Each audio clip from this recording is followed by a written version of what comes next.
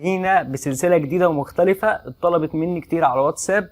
وقبل ما ابدا، الناس اللي مش عندي على جروب الواتساب او على قناه التليجرام يا ريت تروحوا هناك، بيفوتكم حاجات كتيره جدا الصراحه، بنزل هناك حاجات كتير. طيب نخش في الموضوع على طول بقى. انا النهارده مش جاي الفيديو اهزر ولا استظرف ولا بقى نضحك ونهزر مع بعضينا كده في الفيديو، لا انا جاي لك النهارده الفيديو شرح على طول، يبقى شرح على طول عشان الفيديو بتاع النهارده ما فيهوش هزار.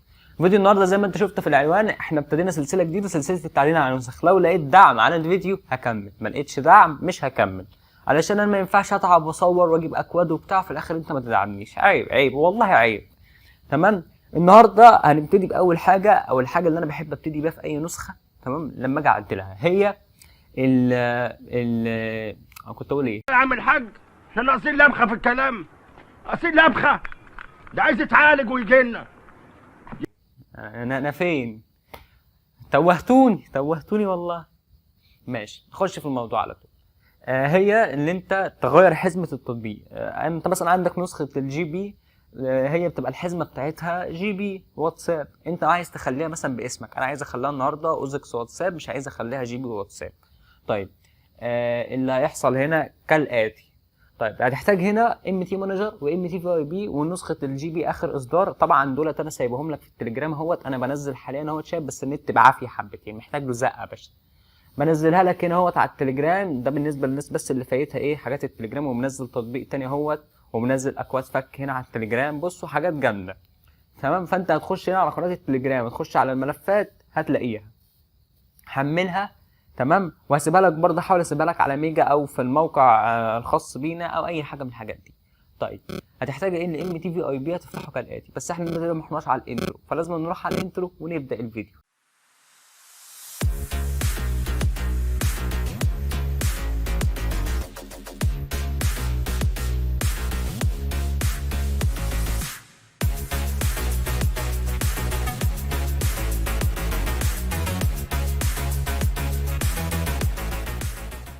بعد ما وصلنا بعد الانترو نبدا كالاتي. طيب انا عندي هنا النسخه هيت، لو دوست عليها كده هيظهر لي هنا اسم الحزمه gb.com، هتدوس عليها كده وتاخدها كوبي. تمام. اهم حاجه هتفتح اول حاجه ام تي في اي بي، ركز في المصطلحات، الفي اي بي مش الام تي مانجر، كل واحد وليه استخدام. طيب هتفتح الام تي في اي بي، بعد كده هندوس على وظيفه، بعد الوظيفه هنعمل حاجه اسمها استنساخ التطبيق من عندك هنا اهو. طيب ركز معايا بقى عشان الخطوه الجايه دي بقى هي خطوه رخمه شويه. هنفضل هنا مثلا انا عايز اغير اسم الحزمه، خليها اوزكس واتساب بالشكل دوت، وادوس على علامه الصح واخد الاسم بتاع الحزمه اللي انا خليته ده كده كوبي، وادوس على حسنا. تمام. هيقول لي جري المعالجه، وهيبدا ان هو يستنسخ التطبيق. طيب انا عايزك تركز قوي في الكلام اللي بيتعرض هنا، واقف عند كلاسز 3. كلاسز 3 خليك مركز، كلاسز 3 كلاسز 3 لو جاب لك ايرور وطلع يبقى المشكله في كلاسز 3. كلاسز 1 شايف، خليك مركز على الكلاسز اللي هو بيقف عليها، ملفات الكلاسز اللي هو بيقف عليها. طيب كلاسز 4 كلاسز ريسورس كمل عادي اهو، مفيش اي مشكله لسه لحد الان ظهرت. كلاسز 2 لسه مفيش مشكله. كلاسز ها هيجيب مشكله ولا ايه؟ خليك قاعد مركز كويس قوي هو بيقف فين، عشان المكان اللي هيقف فيه ويجيب لك الايرور هو ده مكان المشكله. طيب نكمل. كلاسز 5 تمام. كلاسز 5 مش ناوي يجيب مشكله ولا ايه؟ ما جابش مشكله، مبوظ الفيديو، يعني انا بوظ كل اللي انا بعمله في الفيديو. فانا اروح اجيب لك اي نسخه ثانيه بقى والله عشان اغير لك الحزمه بتاعتها عشان تجيب المشكله واحلها لك. عامل لك الواد ده اكتشاف. هو نسخه ثانيه. النسخه الثانيه ديت طبعا ايه بيحصل برده فيها مشاكل. النسخه اسمها دي ار واتساب، هي نسخه بتاعت حد اجنبي يعني، بس انا قلت اجيبها لك عشان انا جربتها دلوقتي بيحصل فيها المشكله اللي انا عايزك تشوفها عشان تعرف ازاي تصلحها. طيب النسخه برده حزمتها جي بي، يعني النسخه حزمتها جي بي بس حد طبعا معدل عليها. طب احنا برده هنغير اسم الحزمه دي. تمام.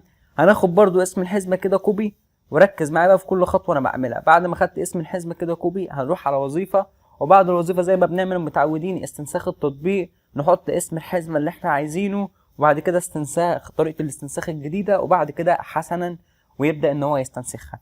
المشاكل اللي بتيجي دايما بتيجي في ملفات الكلاسز. تمام. فانت ركز كويس قوي هو بيقف عند انهي ملف كلاسز ويطلع لك الايرور. هنا جاب لي ايرور عند ملف كلاسز واحد. هبدا ان انا اخش على الدي ار تاني واخش على معاينه عشان نحل المشكله اللي في كلاسز واحد اللي هو ده. طبعا يعني النسخه هنا متشفره حرف الار، بس انت مالكش دعوه بالتشفير، مالكش دعوه بالتشفير خالص. انا هنا مش جاي النهارده اقول لك التشفير والحاجات دي، انا بس جاي اقول لك ازاي تحل المشكله. يبقى تيجي على ملف كلاسز واحد اللي طلع عنده المشكله، وهقول له استخراج كده اطلعه بره، وبعد ما اطلعه بره هروح اعمل له حذف واحذفه. تمام. بعد ما اعمل له حذف حذفته من النسخه، هرجع تاني ورا. هتقول لي ايه ده انت حذفت ملف الكلاسز، انت مجنون ولا انت عبيط؟ هقول لك كمل لحد الاخر وهتعرف الصح فين وازاي ترجعه تاني وازاي تحل بقيه المشاكل اللي هتظهر لك وانت بتستنسخ اي نسخه. طيب وظيفه واستنساخ التطبيق، وارجع احط برضو اسم الحزمه تاني، وارجع احط كنت انت حفظت بقى معايا، واسيبه يكمل واشوف هو يطلع لي المشكله فين تاني. خليك معاه. طبعا في كذا طريقه للاستنساخ يعني، عشان برضه انت ما تبقاش معتمد على الطريقه دي بس، في تقريبا طرق تانية بس انا بحب استنسخ بليه وما اعرفش غير دي. طيب هيطلع لنا المشكله فين؟ خليك مركز عشان هنا هيطلع برضه، لسه هيطلع مشكله تاني في ملف تاني انا عارف طبعا، بس مش عايز احرق عليك. طيب ها طلع، انجز بقى انجز بقى، عايزين نخلص الفيديو والله. كلاسز 5 اهيت هيطلع لي مشكله عندها دلوقتي. انا طبعا عارف عشان انا جربت استنسخ النسخه دي قبل ما اصور لك تاني. طيب هنا نروح عند كلاسز 5 برضو ونعمل نفس الحركه. كلاسز 5 اهوت. تمام. هنعمل له كده استخراج. بعد ما تعمل له استخراج هتبدا ان انت تحذف الكلاسز 5. تمام. حذفنا الكلاسز 5. طب يقول لي يخرب بيتك انت حذفت ملفين. اقول لك يا جدع اتقل عليا اتقل عليا والله، اتقل تاخد حاجه نظيفه. تمام اهو. وارجع اعمل تاني استنساخ وامشي معاه بنفس الطريقه. طيب هنرجع اهوت بيعمل كذا كذا. هنا طبعا هو استنساخ عادي جدا بدون اي مشاكل بدون اي حاجه. يا ريت يا جدعان تقدروا التعب، واللي انا مصور الفيديو على كذا مرحله، وبصوا والله مروق عليكم. لسه في اكواد واضافات قطع النت والكروت كراش والكلام ده كله، وسايب لكم كل التطبيقات اللي انت هتحتاجوها في التليجرام. اي تطبيق انت هتشوفه في الفيديو ده سيبه لك في التليجرام، واحاول احطه لك على ميجا او على الموقع الخاص بينا تخش تحمله من عليه. تمام. هنا خلاص واستنسخها ومفيش اي مشاكل تانية. لو ممكن على فكره في نسخ تلاقي 4 ملفات، ممكن في نسخ تستنسخ ومفيش اي مشكله زي الجي بي زي ما شفنا في الاول، وفي نسخ تانية ممكن يعني على حسب كل نسخه والتانية والمشاكل اللي هتلاقيها فيها. اي كلاسز تلاقي فيه مشكله طلعها على طول. تمام. طيب هنا خلاص خرجها لي كده وجابها لي هي تحت. انا همسح طبعا الحزمه القديمه كده، خلاص ملهاش معايا لازمه، ودي برضو ملهاش معايا لازمه كده، انا مش عايزهم دلوقتي. طيب وهنا خلاص اسم الحزمه غيرها لي خلاها اوزكس جي بي كده. ادوس على معاينه بقى. بعد ما ادوس على معاينه طبعا هي الكلاسز 1 وكلاسز 5 مش موجودين، هرجع اضيفهم تاني. ايه ده انت هتضيفهم تاني بعد ما شلتهم؟ طب ما شلتهم ليه من الاول يا عم انت؟ اقول لك اتقل عليا اتقل عليا. تمام. ايه ده استنى هنحط الكلاسز 5 تاني اهوت. يا عم حط بس صلي على النبي كده ما تهنكش، مش وقته تهنيك دلوقتي. طيب حطينا تاني وقت الكلاسز 5 اهو بيتحط معانا، رجعنا حطيناهم. طيب كده بقى لحد هنا خلاص الام تي في اي بي مدته انتهت معانا. نروح بقى ايه للام تي مانجر. تمام. الام تي مانجر اهوت. نمسح بس الام تي من بره كده عشان ما لهوش اي لازمه، وننزل عند النسخه وننزل عندها هيت وتدوس معاينه او اللي هي فيو دي بقى. ركز عشان هنا الام تي مانجر بالانجليزي. تمام. فيو، وبعد الفيو ادوس عند الكلاس عند اي ملف منهم وتدوس على اول واحده دي اي اكس اديتور بلس. تمام. وبعد كده هتعمل سيلكت اول من تحت كده، وبعد سيلكت اول دي هتدوس على اوكي. تمام. وبعديها هيبدا يفتح معاك بالشكل اللي انت هتشوفه قدامك ده. طبعا في حاجات غريبه وعجيبه مالكش دعوه، انت روح عند السيرش من فوق كده. تمام. وبعد ما تروح عند السيرش من فوق ابحث عن الحزمه اللي انت حطيتها. تمام. بس شيل الدوت كوم منها، عايزك تشيل اللي هو جي بي واتساب بس، او اي هذا ايا كان الحزمه بتاعت النسخه اللي عندك، وهتفعل اول واحده اول خيار ده. تمام. وهتدوس على سمايل اول واحده سمايل دي تفعلها. تمام. وتدوس اوكي وتسيبه يبحث. هيفضل يبحث لك، هيجيب لك الرساله ديت في اكتر من 100 حاجه 1000 حاجه لقيناها. هتدوس له ايه كونتينيو اللي هو كمل. في نسخ بقى هتلاقي فيها 13000 حاجه، في نسخ هتلاقيها فيها 40000 حاجه. مالكش دعوه بالعدد اللي يطلع لك، المهم ان هو يطلع لك عدد كبير يعني هتلاقيه فوق ال1000. تمام. يعني نستنى كده هو تبص هتلاقي مره واحده اتضرب، بص بقى حاجه و20000 وعلى طول. تمام. هنيجي هنا عند اول حاجه اللي هي ريبليس از كارنت ريزولت ديت، وبعد كده هتحط اسم الحزمه بتاعتك اللي هو جي بي اللي انت كنت بتبحث عنه يعني، اللي هو التكست فاوند. هو هتلاقيه حاططه لك اوتوماتيك، وعايز تعمله ريبليس بايه تحط مكانه ايه يعني. انا هحط مكانه اوزكس واتساب زي ما انا ما ايه كنت حاطط اسم الحزمه بره. لازم تحطه بنفس ما انت حاطط بره عشان الدنيا ما تعكش معاك. وبعد كده دوست اوكي، وهيبدا ان هو يعمل بروسيسنج، يعني بمعنى اصح هو بيعمل بيغير او بيعمل ريبليس. طيب كل واحد يا جدعان على اليوتيوب ليه طريقه شرح معينه، فما ينفعش تخش تقلل من حد وتقول انت مش بتفهم او انت مستجد او انت بتهبط. عشان انا بلاحظ ان في ناس من على اليوتيوب بتقعد تقول ايه، انا اول واحد اعملها وانا تاني واحد اعملها وانا والكلام ده كله. لا، انت مش اول واحد ولا حاجه، احنا كلنا اصلا ناس على الله حكايتنا، وبناخد الحاجات اصلا 30% منها بناخدها من الاجانب، والباقي بنهبده احنا ببركه ربنا كده لحد ما بنوصل يعني. فما تبلاش تستنك على حد ولاش تشتم حد، او احنا كلنا بنتسلى وكلنا الناس نظيفه ومش عايزين شويه عبط وجو الهبد بتاع المجال ده. طيب ندوس كلوز بقى عشان ما اطولش عليك كده. وبعد ما تدوس كلوز هتلاقي حاجه فوق علامه الشاكوش دي كده، او هتلاقيها بيلد عندك على حسب، او لو مش عايز تدوس عليها ممكن ترجع خطوه لورا، هتلاقي سيف اند اكزيت الثلاثه ولا كل ده واحد. تمام، انا مثلا هدوس من فوق، انا بحب ادوس من فوق، يا عملكش ده انت مالك بخصتك في، انا عم بدوس من فوق، انت اللي مزعلك بقى. انا لسه برضو ما خلصتش يا جدعان، هو بياخد وقت بس شويه، فشكلنا كده بقى هنقص الفيديو ونرجع بقى لحد ما يخلص، مستنيين لما يخلص بقى. وبعد ما خلصت معانا كده هنرجع خطوتين لورا. تمام، هندوس كده على التليفون بتاعك خطوتين، هيظهر معاك بالشكل دوت كده، هتدوس له اوكي وتسيبه برضو يحمل، هياخد له دقيقتين كده ولا حاجه، سيبه براحته نخلص ونرجع على طول.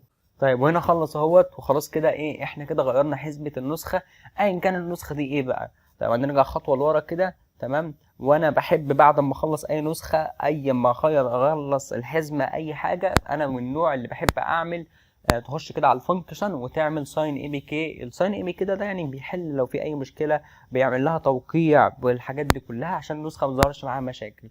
انا من النوع اللي بحب اعمل الحركه دي. في ناس ما بتحبش تعملها وبتقول ملهاش لازمه، بس انا بحب اعملها، وانت عايز تعملها اعملها، مش عايز تعملها انا مش بغصبك عليها، بس هتيجي اوقات التطبيق هيقول لك لازما تعملها غصب عنك. طيب نيجي هنا نبص، خلاص كده اسم الحزمه اتغيرت وكل حاجه ايه اتغيرت. ولو جيت تبحث على الجي بي تاني في نفس المكان اللي احنا بحثنا عنه مش هتلاقي ليه اي اثر. طيب هتيجي تقول لي النهارده انت ليه اشمعنى بديت بتغيير الحزمه؟ هقول لك انا بحب ابدا بتغيير الحزمه في اي نسخه، عشان تغيير الحزمه اكتر حاجه بتخلي النسخه يحصل فيها مشاكل وكراشات وبص عك في عك كده. فانا حبيت ابدا بيها قبل ما اضيف اي تعديلات عشان ما يغلبنيش بعد كده قدام ويخليني اعدل على ملفات اكتر ويحصل لي ويطلع لي مشاكل اكتر. تمام. طيب يا رب يكون الفيديو عجبكم، وعارف ان انا طولت عليكم، بس انا كنت حابب اشرح لك شرح التفصيلي وشرح كده تفهمه، حتى لو انت مش فاهم اي حاجه عن تعديل النسخ، فانت النهارده اعتقد ان انت بدات تفهم وتستوعب عن ايه تغيير النسخ، وان انت ازاي تعمل نسخه باسمك وبصورتك وبكل حاجه تخصها. وانا النهارده مش جاي بس بعدل لك على نسخه اجنبيه، لا انا هجيب لك نسخه الجي بي دي هنبدا نضيف فيها اضافات من الصفر للنهايه. طيب انا بقى عامه نسخه الجي بي دي انا مش هغير حزمتها، مش هغير اي حاجه فيها، انا بس كل الفكره انا بس بوريك ازاي تغير الحزمه. انا ما بحبش اغير حزمه الجي بي. وهخلص النسخه ديت وايه، وباذن الله لو عرفنا نخلصها والسلسله اكتملت هنزلها لك. وطولت عليك قوي، انا رغايه يا جدعان معلش، بس انا والله بحاول افهمك، انا بحاول افهمك، اعذرني. ويلا مع السلامه.